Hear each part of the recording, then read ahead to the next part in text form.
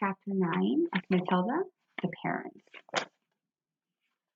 When Miss Honey emerged from the headmistress's study, most of the children were outside in the playground. Her first move was to go around to the various teachers who taught the senior class and borrow from them a number of textbooks, books on algebra, geometry, French, English literature, and the like. And she sought out Matilda and called her into the classroom. "There's no point," she said, "in you sitting in the class doing nothing while I'm teaching the rest of the form the two times table and how to spell cat and rat and mouse. So during each lesson, I shall give you one of these textbooks to study. At the end of the lesson, you can come up to me with your questions if you have any, and I shall try to help you. How does that sound?" "Thank you, Miss Honey," Matilda said. "That sounds fine." "I'm sure," Miss Honey said, "that we'll be able to get you moved into a much higher form later on. But for the moment, the headmistress wishes you stay where you are." "Very well, Miss Honey," Matilda said. "Thank you so much for getting those books for me." What a nice child she is, Miss Honey thought. I don't care what her father said about her. She seems very quiet and gentle to me, not a bit stuck up in spite of her brilliance. In fact, she hardly seems aware of it. So when the class reassembled, Matilda went to her desk and began to study a textbook on geometry, which Miss Honey had given her. The teacher kept half an eye on her at all time and noticed that the child very soon became deeply absorbed in the book. She never glanced up once during the entire lesson. Miss Honey, meanwhile, was making another decision. She was deciding that she would go herself and have a secret talk with Matilda's mother and father as soon as possible. She simply refused to let the matter rest where it was. The whole thing was ridiculous. She couldn't believe that the parents were totally unaware of their daughter's remarkable talents. After all, Mr. Wormwood was a successful motor car dealer, so she presumed that he was a fairly intelligent man himself. In any event, parents underestimated the abilities of their own children. Quite the reverse. Sometimes it was well nigh impossible for a teacher to convince the proud father or mother that their beloved offspring was a complete nitwit. Miss Honey felt confident that she would have no difficulty in convincing Mr. and Mrs. Wormwood that Matilda was something very special indeed. The trouble was that it was going to stop them from getting over enthusiastic. And now Miss Honey's hopes began to expand even further. She started wondering whether the mission might not be sought from the parents for her to give private tuition for Matilda after school. The prospect of coaching a child as bright as this appealed enormously to her professional instinct as a teacher, and suddenly she decided that she would go and call on Mr. and Mrs. Wormwood that very evening. She would go fairly late, between 9 and 10 o'clock, when Matilda was sure to be in bed. And that is precisely what she did. Having got the address from the school records, Miss Honey set out to walk from her own home to the Woodwards' house shortly after 9. She found the house in a pleasant street where each smallish building was separated from its neighbors by a bit of garden. It was a modern brick house that could have not been cheap to buy, and the name on the gate said Cozy Nook. Nosy Cook might have been better, Miss Honey thought. She was given a play with words in that way. She walked up to the path and rang the bell, where she stood waiting and could hear the television blaring inside. The door was opened by a small, ratty-looking man with a thin, ratty mustache who was wearing a sports coat and had an orange and red stripe on the material. "Yes," he said, peering out at Miss Honey. "If you're selling raffle tickets, I don't want any."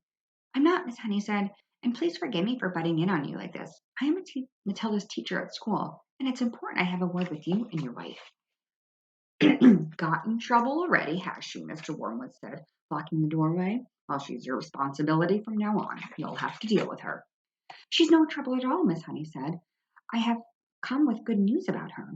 Quite startling news, Mr. Woodward. Do you think I might come in for a few minutes and talk with you about Matilda?" "We are right in the middle of watching one of our favorite programs," Mr. Wormwood said. "It's most inconvenient. Why don't you come back some other time?" Miss Honey began to lose her patience. "Mr. Wormwood," she said, "if you think some rotten TV program is more important than your daughter's future, then you ought to not be a parent. Why don't you switch the darn thing off and listen to me?" That shook Mr. Wormwood. He was not used to being spoken to in that way. He peered carefully at the slim, frail woman who stood so resolutely on the porch. "Oh, very well then," he snapped. "Come on and let's get it over with." Miss Honey stepped briskly inside. "Mr. Wormwood isn't going to thank you for Mrs. Wormwood isn't going to thank you for this, the man said as he led her into the sitting room where the large platinum blonde woman was gazing rapturously at the TV screen. Who is it? The woman shouted, not looking round. Some school teacher, Mr. Wormwood said. She says she's got to talk to us about Matilda. He crossed to the TV set and turned down the sound, but left the picture on the screen. Don't do that, Harry, Mrs. Wormwood cried out. Margaret is just about to propose to Angelisa, you could still watch it while we're talking, Mr. Wormwood said. This is Matilda's teacher. She says she's got some sort of news to give us. My name is Jennifer Honey, Miss Honey said. How do you know? How do you do, Mrs. Wormwood? Mrs. Wormwood glared at her and said, What's the trouble then? Nobody invited Mrs. Honey to sit down, so she chose a chair and sat down anyway. This, she said, was your daughter's first day at school. We know that, Mrs. Wormwood said, writing about her program.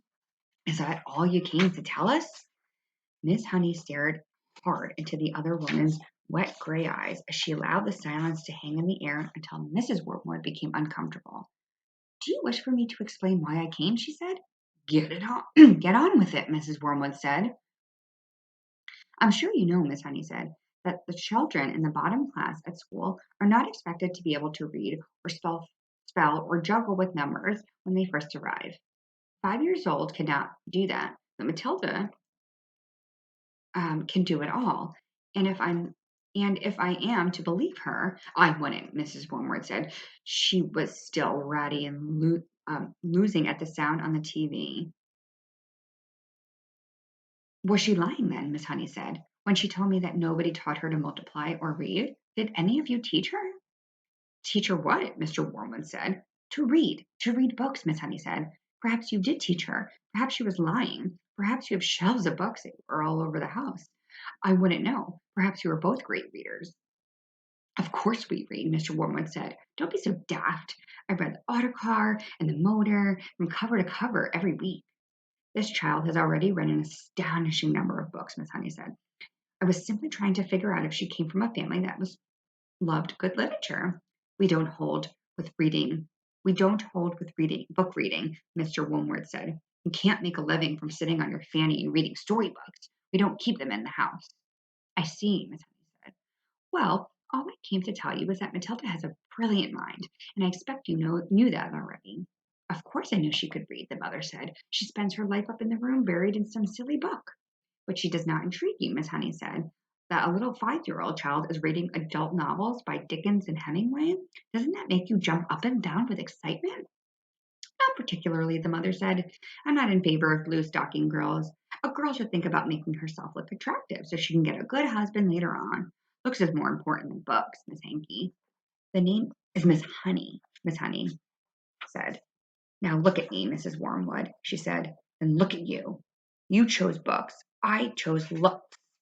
Miss Honey looked at the plain, plump person with the smug, sweat-padding face who was sitting across the room. What did you say?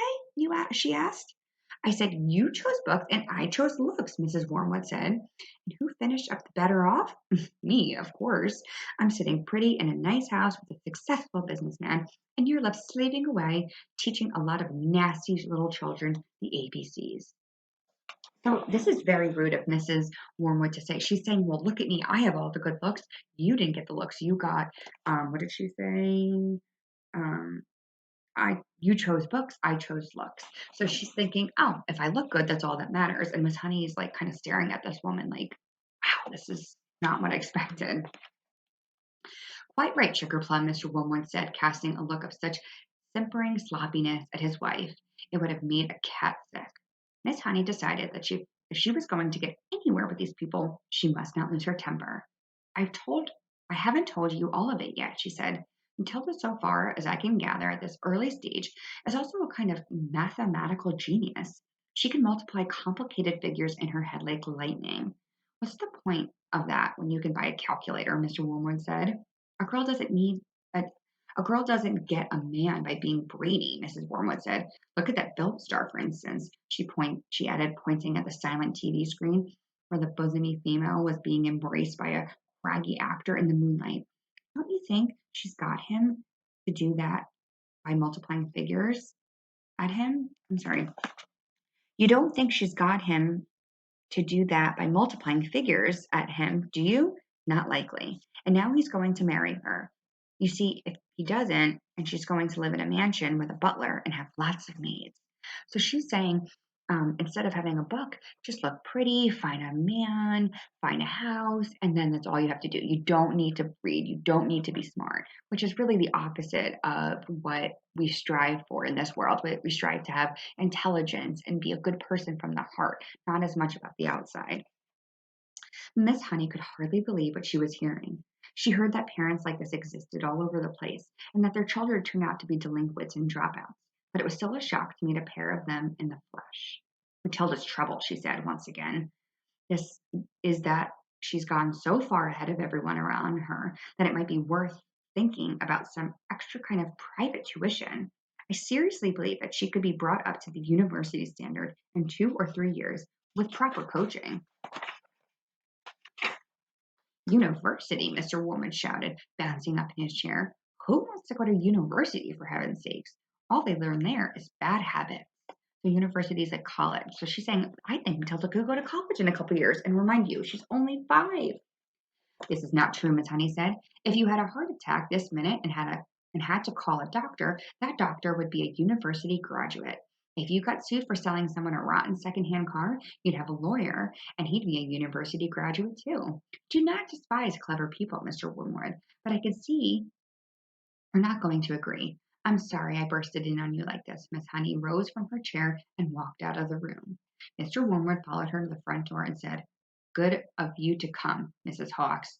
Or is it Miss Harris? It's neither, Miss Honey said. But let it go.